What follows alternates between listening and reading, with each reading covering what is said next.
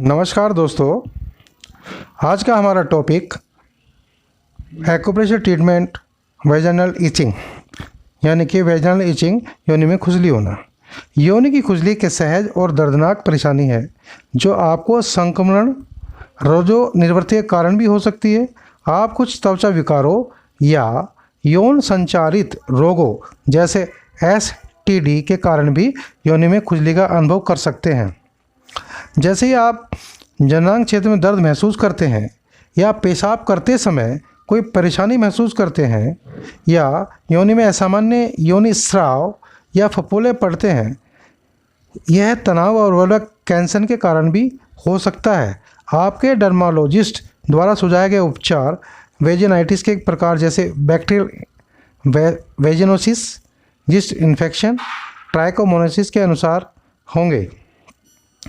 अगर हम कारणों की बात करें तो इसके कारण इस प्रकार हैं, जैसे पहला बैक्टीरियल वेजिनोसिस यानी योनि में बैक्टीरिया के एक स्वस्थ मिश्रण होता है, लेकिन जब खराब बैक्टीरिया की संख्या अधिक हो जाती है तो ऐसा हमें संक्रमण इससे बढ़ सकता है और हमें खुजली, सूजन, जलन या खराब गंध कई प्रकार के लक्षण दिखते हैं।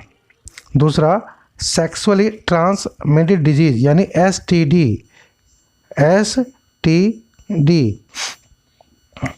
यौन संचारित रोग जिसमें क्लैमाइडिया, गनोरिया या ट्राइकोमोनासिस शामिल है।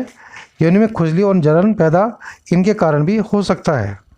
तीसरे नंबर की बात करें यानी कि यीस्ट इन्फेक्शन, यह आम समस्याओं में से एक है जो जिसकी वजह से योनि में संक्रमण पाया गया है।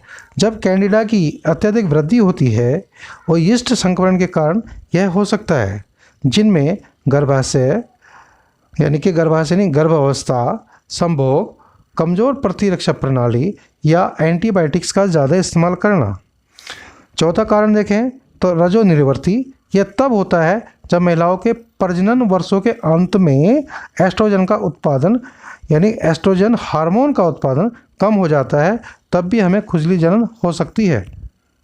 नंबर 5 की बात करें केमिकल इरिटेट्स यानी केमिकल की वजह से हमें अगर कोई परेशानी होती है जिसमें हम क्रीम इस्तेमाल करते हैं, कॉन्डम, गर्भ निरोधक क्रीम या गर्भ निरोधक गोलियाँ, डिटर्जेंट, साबुन, सुगंधित टॉयलेट पेपर के कारण भी हमें योनि में जलन पैदा होने के लक्षण देखे गए हैं। अगर हम लोग एक्यूप्रेशर ट्रीटमेंट की बात करते हैं तो एक्यूप्रेशर में एक बिंदु है जिसमें CV3 है और कभी कभी ये मिरेकल की तरह काम करता है, यानी बिल्कुल जादू। अगर इस पॉइंट की लोकेशन देखें तो आप अपनी मिडिल फिंगर और रिंग फिंगर के बीचों बीच इसे एक लाइन बिल्कुल सीधी अपने हथेली की तरफ डालें इस प्रकार, और जहाँ आपको CV3 दिखाई दे रहा है, यह वही बिंदु है जिसको हमें ट्रीटमेंट देना है। इस बिंदु को हमें ब्लैक डॉट लगाना है और बिल्कुल जिस प्रकार दिखा है इसी प्रकार उसे फिल कर देना है, तो यह बिंदु सिडेट हो जाएगा और जो हमें वेजाइनल इचिंग हो रही है वो ठीक होने लगेगी। अगर हम दूसरा बिंदु देखें वो हमारे शरीर पर मिलता है। ये देखिए कि जो हमारी नाभि है, ये नाभि है, यहाँ जहाँ CV8 लिखा है नाभि है, इससे 4 गुण नीचे ये बिंदु आपको मिलेगा, 4 गुण नीचे।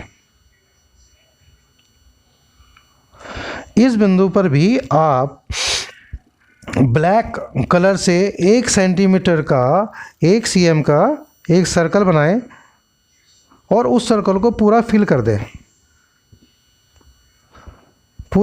दें, और लगातार कुछ दिन इस ट्रीटमेंट को आप करते रहें। लगातार ट्रीटमेंट करने से आप अपनी समस्या का समाधान कर सकते हैं। कलर के साथ साथ अगर आपको मैग्नेट उपलब्ध हो जाए तो आप उसका भी प्रयोग कर सकते हैं, जिन्हें हम बियोल मैग्नेट कहते हैं। यानी कि स्किन, और आपको कौन सी मैग्नेट लगानी है, यानी कि लगाने के बाद आपको वो येलो दिखना चाहिए। बिंदु पे मैग्नेट लगाने के बाद वो हमें येलो कलर उसका ऊपर दिखना चाहिए। तो इस प्रकार कलर और मैग्नेट के द्वारा आप CV3 को ऑक्सीडेट करें और जो आपको वेजाइनल इचिंग हो रही है, ऐसा करने से वो ठीक हो जाती है, लेकिन इसके लिए ये उपचार आपको कुछ दिन करना ही पड़ेगा। अगर यह जानकारी आपको अच्छी लगी तो आप हमारे चैनल को सब्सक्राइब कीजिए, लाइक कीजिए और शेयर कीजिए। नमस्कार।